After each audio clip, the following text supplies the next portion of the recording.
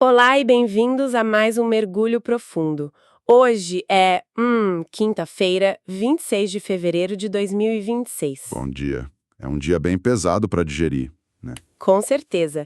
E a missão deste nosso levantamento de hoje é bem específica e direta ao ponto. A gente vai atuar como um relatório estratégico institucional de pré-mercado. Exato.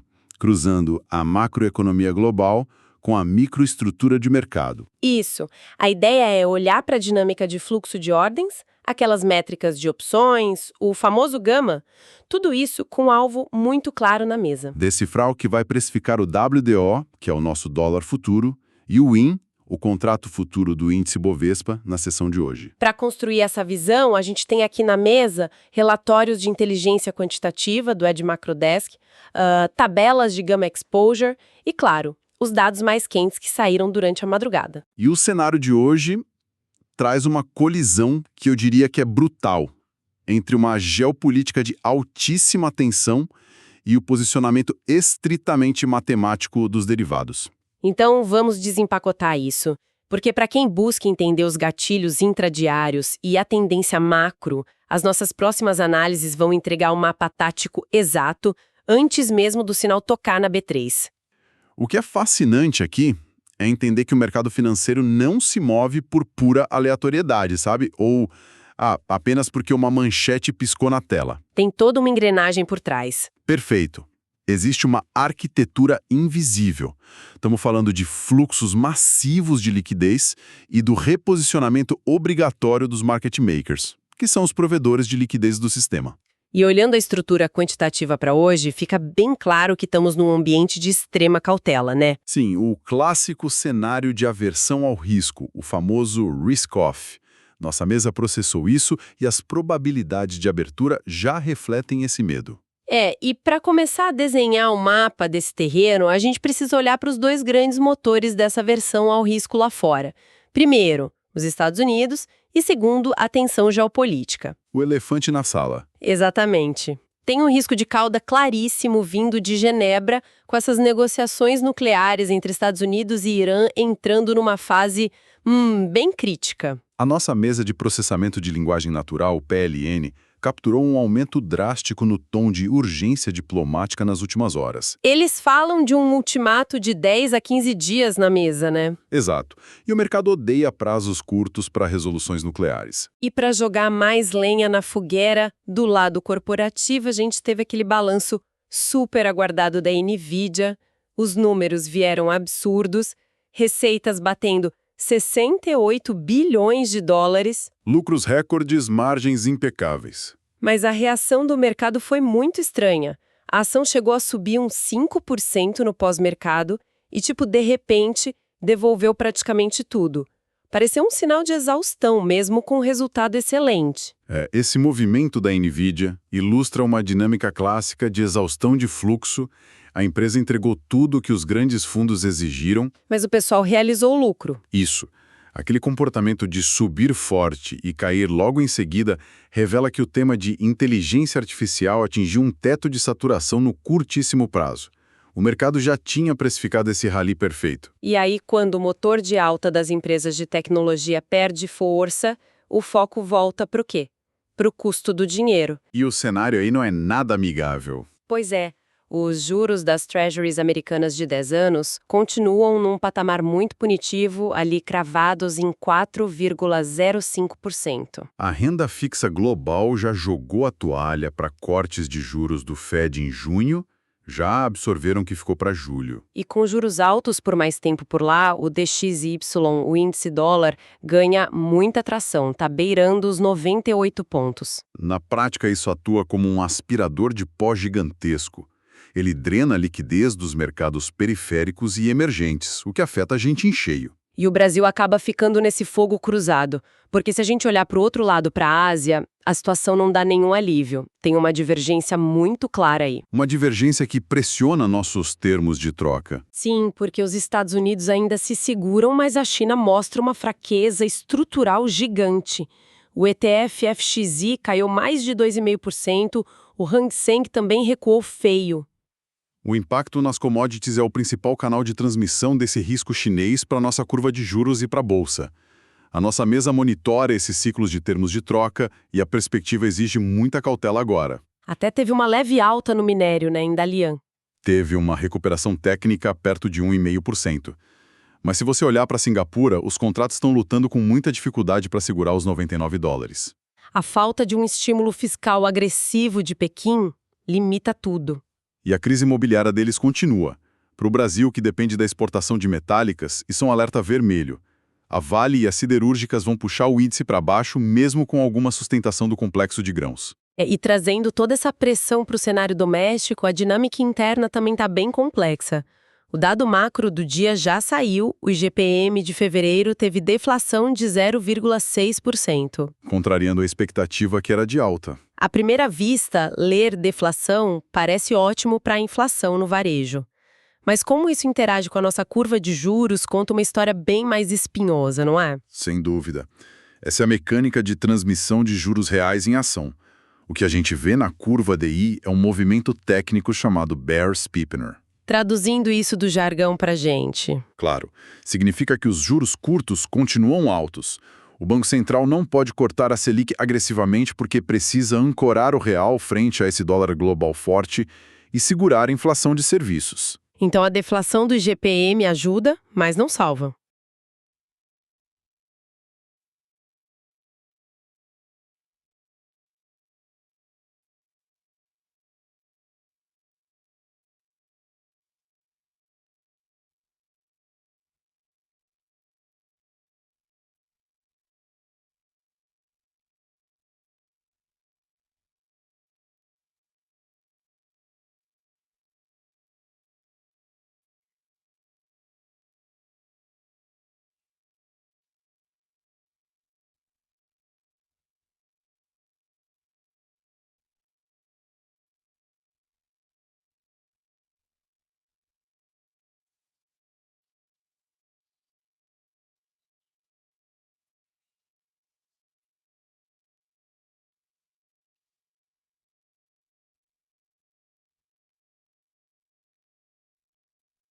E trazendo toda essa pressão para o cenário doméstico, a dinâmica interna também está bem complexa.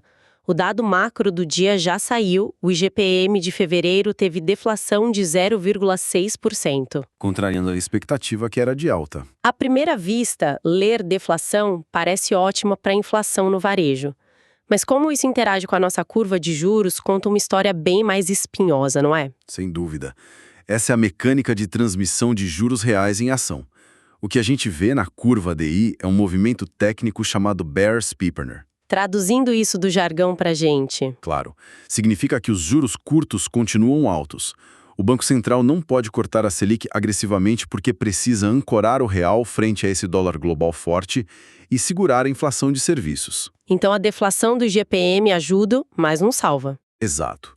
O grande problema está na ponta longa da curva. Os juros projetados para 5, 10 anos não param de subir. O mercado cobra um prêmio de risco fiscal gigante por causa da trajetória da dívida bruta. E curva longa pressionada é veneno puro para o valuation das empresas no índice Bovespa. O custo de capital fica caríssimo. E para piorar, temos sinais de aperto na liquidez dos bancos. Aquele caso do Banco BRB sinalizando um aporte de 8,8 bilhões? Isso. E o Nubank, que reportou lucro de quase 900 milhões de dólares, mas as ações caíram 5% no aftermarket. As provisões para devedores duvidosos saltaram. A qualidade do crédito está piorando. E não podemos esquecer da modelagem de risco eleitoral que já entrou na conta institucional. Bem lembrado. Tivemos dados da Atlas Intel mostrando um empate técnico entre Lula e Flávio Bolsonaro para 2026. Importante frisar aqui, de forma totalmente imparcial, que para o mercado não importa o lado político em si, mas sim a incerteza estatística. Perfeito. Algoritmos precificam cenários polarizados como alta volatilidade e a curva antecipa isso muito rápido. O capital estrangeiro odeia essa convergência de incerteza fiscal, de crédito e política. A gente já vê essa versão nas ADRs lá em Nova York, no pré-mercado, o EWZ já cai 0,61%, a Vale recua mais de 1,4% e a Petrobras, que deveria subir com petróleo por causa do Irã, está caindo 0,42%. O investidor gringo está exigindo um desconto alto para carregar risco Brasil hoje. Bom, o mapa mato está desenhado e os ventos são péssimos. Vamos descer agora para a sala de máquinas, falar de microestrutura de mercado. No fim do dia, são os fluxos bilionários de derivativos que formam as barreiras na tela. O famoso Gamma Exposure, ou GEX. Isso. Para deixar o gama bem visual, vamos pensar na suspensão de um carro. Um mercado em gama positivo é um carro com amortecedor novo. Pode ter buraco, mas a viagem é suave. O mercado fica lateral, bate no suporte e volta. Amortece o impacto direcional. Exatamente. Agora o gama negativo é estar num carro sem freio descendo a ladeira com o acelerador travado. Qualquer pedrinha gera uma derrapagem violenta. É o caos. O suporte quebra e a volatilidade explode. E essa analogia traduz a obrigação mecânica dos market makers. No gama positivo, eles operam contra a tendência para neutralizar o risco. Se cai, eles compram. Se sobe, eles vendem. Eles acabam travando o preço num corredor. Isso. Mas no gama negativo, a matemática inverte. Se cai, a perda na carteira deles é tão rápida que eles são forçados a vender contratos de forma agressiva para estancar o sangramento. Eles vendem na baixa, o que acelera ainda mais a queda. É combustível na fogueira. Entender isso muda a forma de ler o gráfico. Então vamos para o nosso primeiro mergulho estratégico, no WDO, o dólar futuro. Como está a arquitetura dele hoje? A estrutura do WDO hoje é um manual de proteção. Ele está num regime claríssimo de gama positivo. Usando valores redondos, o spot atual está na casa dos 5.128 pontos. Certo, e as barreiras? Olhando para cima, a call wall, que é a resistência máxima, o teto de aço, está nos 5.200. O suporte máximo, a put wall, é um chão de concreto nos 5.100. E onde é que a chave vira para o caos? O Gamma Flip está lá nos 5.000 pontos cravados. Nossa, então o dólar tem um colchão muito confortável. A distância do preço atual para os 5.000 pontos é enorme. Está muito bem protegido. E a dinâmica de order flow mostra os grandes fundos operando tranquilos à venda de volatilidade. E com o DXY forte e o ouro subindo forte, ali nos 5.170 dólares, a probabilidade aponta para um gap de alta ou força compradora no intradiário. E estrategicamente, pro day trade no WDO, como é gama positivo, a regra é reversão à média. Então a ideia é atuar nas pontas, comprar perto da put wall ali no 5.100 e vender perto da resistência entre 5.160 e 5.200. Exato, mas com um grande alerta de cauda. Se o conflito em Genebra escalar de forma abrupta, a busca por proteção rasga a estatística. A liquidez evapora e o dólar rompe os 5.200 com extrema violência. Tem que ficar de olho nas manchetes. Agora, enquanto o dólar está nesse porto seguro, o índice conta outra história. Aqui é onde a coisa fica realmente interessante, o contraste é gritante. É a armadilha do topo histórico. Sim, ontem o índice à vista bateu máxima histórica de 191.247 pontos. Teve euforia, mas lendo a estrutura de opções do IN, o contrato futuro, parece que o chão vai ceder. O IN está atolado em gama negativo. O preço referencial do contrato futuro está ali nos 192.887. E onde está o Gamma Flip? Nos 194.292. Ou seja, o preço já abre o dia abaixo do flip. Já está operando na zona do caos. E a resistência, a call wall? Está no 193.868, bloqueando qualquer respiro de alta logo ali em cima. E a put wall, o suporte estrutural, está largada lá nos 189.960. Tem um vácuo absoluto de liquidez até os 189 mil. É andar na corda bamba sem rede. E lendo o material, eu vi muita preocupação com a sensibilidade do índice Alvana e o VIX americano quase nos 20 pontos. Como isso piora esse vácuo? Se conectarmos isso ao cenário geral, o Vana e o Charm são gregas de segunda ordem que medem o pânico do provedor de liquidez. Quando a volatilidade global, o VIX, dá um salto, esses caras percebem um aumento brutal no risco do portfólio. Eles são forçados a alterar o delta das carteiras. Perfeito. Eles têm que despejar milhares de lotes de venda a mercado só para se proteger. a própria turbulência gera mais turbulência direcional para baixo. Com esse cenário, a probabilidade é massiva para um gap de baixa puxado por Vale e WZ. E o mapa para o índice tem o viés de fade, de venda intradária. Isso. Qualquer repique de alta logo cedo, testando aquela call wall na região de 193.800, vai encontrar um muro de fluxo vendedor. A tática institucional é vender essas correções. E o suporte crítico de curto prazo é a mínima de ontem nos 192.475. Se perder isso com volume, os stops de quem comprou o topo histórico disparam e o índice despenca naquele vácuo. Uma reação em cadeia perfeita.